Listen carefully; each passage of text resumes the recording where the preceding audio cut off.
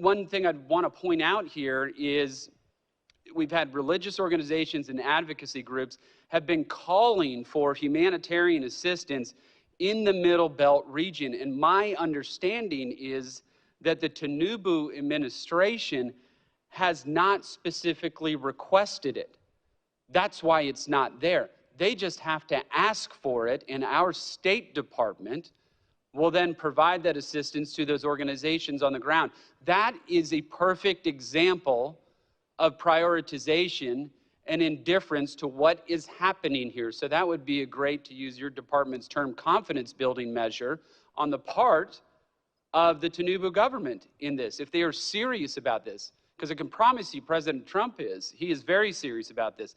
A question that I have for you is, the Nigerian Constitution prohibits the ownership of firearms. But somehow, these Fulani militants operating in the Middle Belt of region of the country, they're all armed. And we're not talking about ISIS, we're not talking about Boko Haram.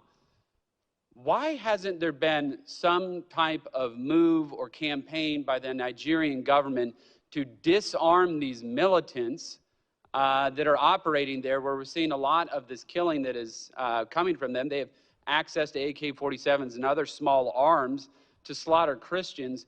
Is this something that you've been talking to the Nigerian government about? Because I think it would actually have a serious impact, and it is something that I raised with the Nigerian government officials when we met with them. Thank you. Thank you, Representative Moore, and thank you also for your service on this task force that will be providing recommendations in your meetings with the Nigerian officials. Appreciate that. I think that this is an excellent suggestion as part of the strategy that we are putting together, in particular to talk about the policing aspect of this and what is happening in the Middle Belt, so that we can focus resources and have specific recommendations on actions that the Nigerian government can take. I very much appreciate that suggestion.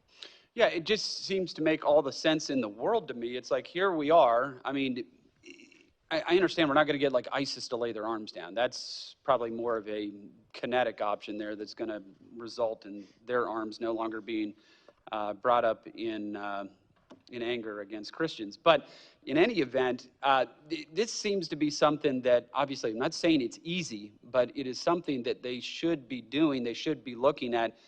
And while I got just a couple seconds left, I would urge the Nigerian government to take a look at pardoning Sunday Jackson, who is an individual who was fighting for his own life, defending his life against one of these Fulani militants. That Fulani militant lost his life in that struggle, and now that person, Sunday Jackson, is facing the death penalty. Now, where's the justice in that? Where is the justice in that? And all these Fulani militants are breaking the law. They are breaking Nigerian law. And so this Sunday Jackson disarms this person with a knife, protects his own life.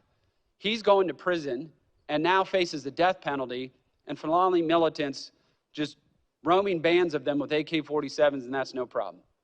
You are so right about this question of prioritization. I know I'm over time, Mr. Chairman, but I appreciate the time. Thank you so much, Mr. Moore.